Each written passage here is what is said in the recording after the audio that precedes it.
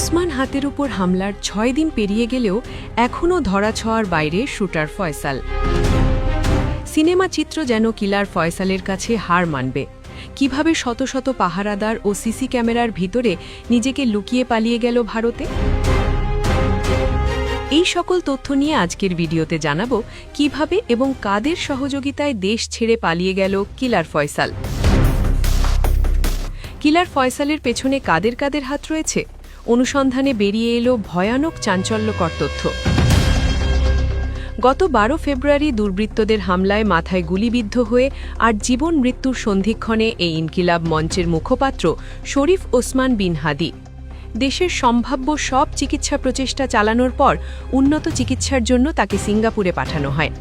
এদিকে ওসমান হাদিকে হত্যাচেষ্টার পর ফয়সাল যেন এক মাফিয়া ডনের কায়দায় নিজেকে আড়াল করতে শুরু করে। কখনো সিঙ্গাপুর, কখনো থাইল্যান্ড, আবার কখনো পুরান ঢাকায় এভাবে ভুয়া লোকেশন দেখিয়ে আইন শৃঙ্খলা বাহিনীকে বিভ্রান্ত করতে সে মোবাইল ফোনে ভিপিএন ব্যবহার করে। অথচ বাস্তবে সে তখন সীমান্তের অনেক উপরে অবস্থান করছিল। মোবাইল ফোন বন্ধ রাখলেও একটি বড় ভুল করে বসে ফয়সাল। সিম পরিবর্তন করলেও ফোনটি পরিবর্তন করেনি। সেই ফোনের IMEI নম্বর ধরে প্রযুক্তির সহায়তায় গোয়েন্দারা নিশ্চিত হয়েছেন ফয়সাল বর্তমানে ভারতের মহারাষ্ট্রে অবস্থান করছে। তদন্তে উঠে এসেছে ঘটনার দিন রাতেই ফয়সাল আলমগীর রাজধানীর ছেড়ে একাধিক সড়ক মহাসড়ক ব্যবহার করে পৌঁছে যায় ময়মনসিংহের হালুয়াঘাট সীমান্তে। স্থানীয় মানব পাচারকারী ও ক্লাব ফিলিপসের সহায়তায় ভুইয়াপাড়া সীমান্তে কাঁটাতারের পাশে থাকা দুটি কালভার্টের সুড়ঙ্গ দিয়েই তারা ভারতে পালিয়ে যায়। হত্যাচেষ্টায় ব্যবহৃত অস্ত্র গায়েব করতেও কম নাটক হয়নি। গুলির পর ফয়সাল আগারগাঁওয়ে তার বোনের বাসায় একটি কালো ব্যাগে অস্ত্র লুকিয়ে রাখে। পরে বাবা হুমায়ুন কবিরকে ফোন করে সেই ব্যাগ শৈলকহিল আহমেদ শিপুর মাধ্যমে নরসিংদীতে পাঠানো হয়। সেখানে স্থানীয় এক যুবকের হাতে যাওয়ার পর আলামত গায়েব করতে একটি লেকে ফেলে দেওয়া হয়। হামলায় ব্যবহৃত হয় সিরিজের মোটরসাইকেলটিও। তদন্তে বড় জটিলতা তৈরি করে ভুয়া নম্বর প্লেট, একাধিক হাতবদল ম্যানহোলে ফেলে রাখা নম্বর, সব যে পরিকল্পিত অপরাধের ছাপ স্পষ্ট।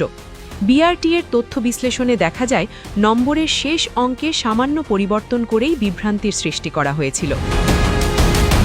এদিকে হত্যাচেষ্টার পেছনে কারা অর্থ জুগিয়েছে এখন সেটাই তদন্তের বড় প্রশ্ন। ইনকিলাব মঞ্চের মুখপাত্র যোদ্ধা শরীফ ওসমান হাদিকে হত্যার পরিকল্পনা করা হয়েছিল একটি রিসর্টে। সাভারের ওই রিসর্টে বসে শুক্রবার ১২ ডিসেম্বর ভোরে এই গোপন ছক কষা হয় বলে গোয়েন্দা সংস্থা ধারণা করছে। তদন্তে জানা গেছে ওই বৈঠকে কিলিং মিশনের প্রধান শুটার ফয়সাল করিম মাসুদ ওরফে দাউদ খান, তার বান্ধবী মারিয়া, সহযোগী মোটরসাইকেল চালক আলমগীর হোসেন ও আরও এক নারী অংশ নিয়েছিলেন। এদিকে এই ঘটনায় এখনও পর্যন্ত ১০ জনকে গ্রেফতার করা হয়েছে। তাদের মধ্যে ফয়সালের স্ত্রী, শ্যালক, ঘনিষ্ঠ বান্ধবী, বাবা, মা এবং সহযোগীরা। ফয়সালের বাবা হুমায়ুন কবির ও মা হাসি বেগম আদালতে ১৬৪ ধারায় জবানবন্দি দিয়েছেন। তদন্ত কর্মকর্তারা বলছেন এসব জবানবন্দি থেকে ঘটনার একটি পরিষ্কার চিত্র পাওয়া গেছে। নুসরাত জাহান, নিউজ 365, ঢাকা।